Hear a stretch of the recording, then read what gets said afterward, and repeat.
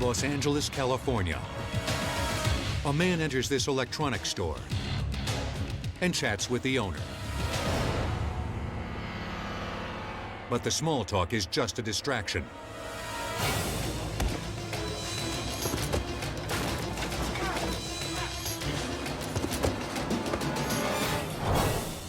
Holding the worker at gunpoint, the thief puts him in a headlock, then drags him across the store.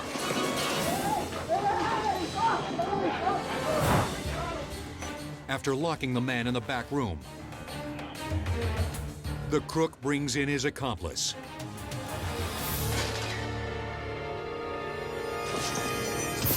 Together, they ransack the shop, loading extra-large bags with as much electronic gear as they can carry.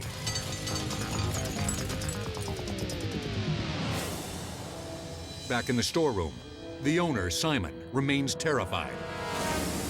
A hostage in his own business. I'm just waiting to die, you know? The guy is gonna come anytime and he's gonna shoot me and he's gonna leave because I have seen his face.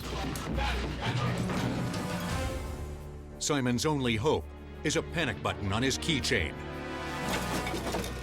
I felt like that was my last resort to save my life. But I didn't know it worked or not because I never used that panic button before. Simon's cry for help is successful.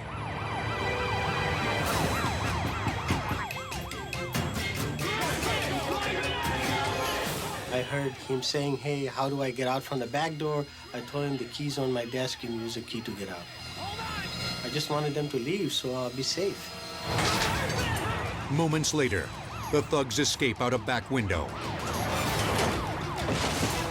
Out of sight of the cops, but empty-handed. I really felt that was the end of my life. I feel this is the second chance I got. Thank God, you know, that he gave me another chance.